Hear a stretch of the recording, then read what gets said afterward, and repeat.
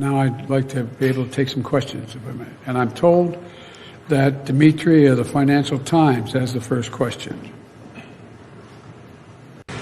I'm embarrassed. I think it's CBS, but I can't remember who is CBS. I'm sorry. Yeah.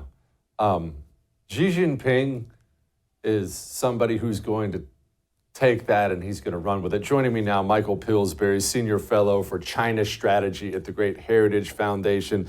Michael, setting aside the humorous fact that the president can't function as an adult, he's meeting with a world leader who's going to be making assessments during that meeting, and that's what we saw on camera. Michael, I just shudder to think what impression Xi Jinping has of this nation as he heads back to China. Well, Jesse, it was a 4-hour meeting, and apparently they served chicken and something called avocado crisps. So it was quite a fun experience. Jeez. Okay, Michael, what is the purpose of this meeting for each of them? Why even do such a thing? What are they doing? Well, the Chinese side has been much more frank. Their purpose is to increase American investment in China. It's already $2 or $3 trillion over the last many, many years. And foreign investment in China, Jesse, has been the secret to their success. It's why they've gone from only about 1/10 of our economic size to about 75% of our economy. It's the biggest economic challenge we've ever faced. So that's the Chinese side. That's why the dinner with the CEOs was so important. And obviously the CEOs all stood up and gave Xi Jinping a standing ovation last night. So that's a success for the Chinese side, getting American money and technology to continue and even increase. On Biden's side, it's more difficult to understand. He seems to have been concerned that the Chinese somehow endorse him or praise him and treat him with respect as a world leader.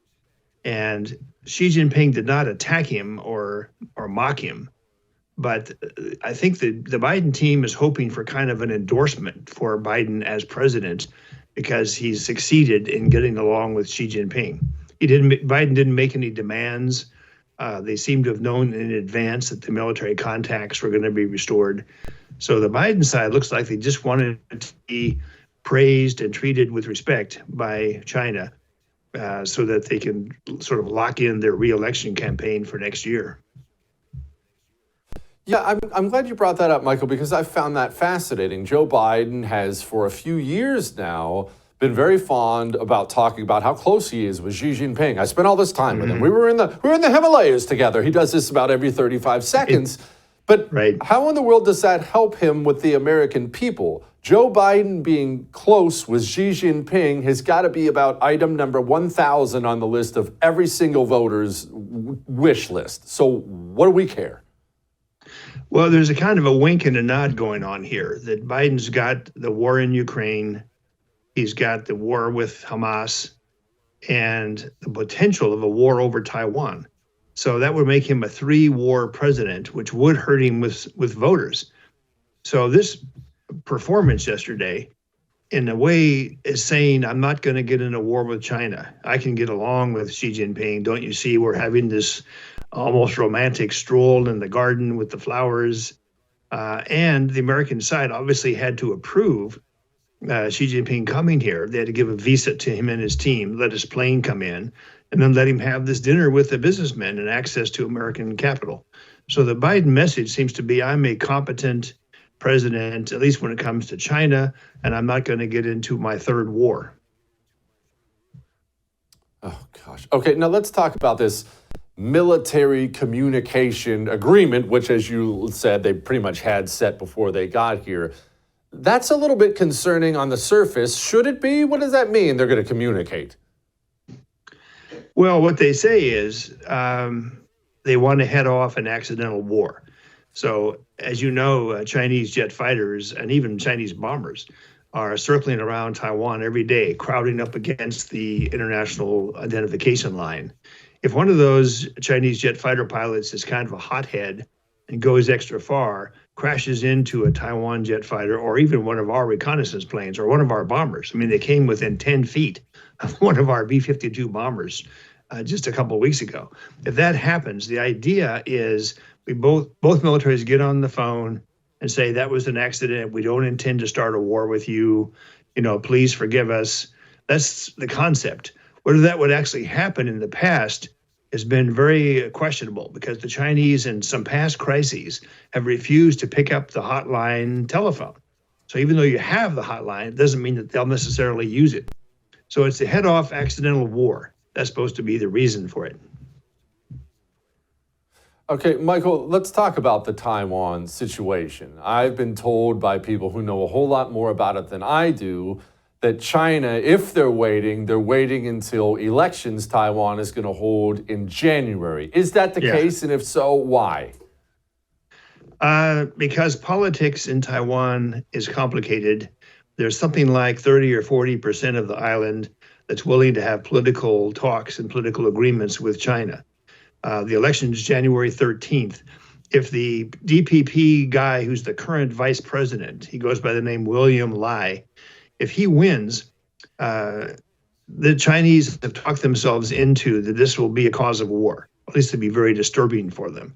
So they have to ramp up their efforts to use force. If he does not win, and right now it's sort of neck and neck, if he does not win, the party that will win already has agreed over an 8-year period with the previous president to have political agreements. I don't know if you've been to Taiwan, but right now you can fly from Taiwan to Beijing about 10 times a day. There's a nonstop flight. There's about 2 million Taiwanese business people in the mainland. They're major trading partners with each other. So the Chinese belief is if they can continue that trend to show that the Biden administration really is not going to help Taiwan very much, they're optimistic they won't have to use force. But all this depends on politics. As I say, January 13th, we'll all be up late that night trying to see who gets elected, because China has made these penetrations of the identification zone. They have made that into a really serious threat for the past year. My hunch is the Biden summit with Xi Jinping will fail in the sense that China will not stop these menacing air raids against Taiwan. We'll know that within a few days, because Taiwan posts every day the number of penetrations of their area by Chinese communist jet fighters and bombers. We'll know that within a couple of days if they've cut back or not. My hunch is they have not cut back. Okay, let's talk about Taiwan, just no matter my feelings or yours on it militarily. Can they make China, setting us aside, can they make China feel it if China decides they don't like the way this is going and they're just going to take it? I know Taiwan is not going to defeat China. I'm not an idiot, but can they make them feel pain? Yes, they can. But again, this group in Taiwan that is pro-communist China. And that's what, according to Chinese communist writings, they lean heavily on those people. That's why, I'm beginning with President Trump and others, there's been an effort to persuade the Taiwanese to defend themselves and to be careful about pro-China elements. Every now and then a spy is arrested in Taiwan who's a senior general or admiral. So this is what Beijing banks on. The outcome of the war depends almost entirely on how quickly the U.S. forces get there. If we have aircraft carriers, if we have 82nd Airborne, if we have Special Forces troops already on the ground, which there are a few there now, it'll make up, Jesse, for the fact that we have not had exercises or training. We don't store weapons on Taiwan. In many ways, Taiwan's a sitting duck. So this is what attracts China to a military solution. How fast would President Biden intervene? If he takes a week to think it over and use the hotline and say, gee, we see some forces invading Taiwan. Is that really you? Did you really intend that? As the week goes by, the Chinese forces get more and more domination of the air over Taiwan. And then it's sort of like the end of the war, except for resistance. That's what I'm most afraid of. So Taiwan could hurt them in an invasion, but mainly it depends how fast America reacts. A question of hours as opposed to a week or two to think it over.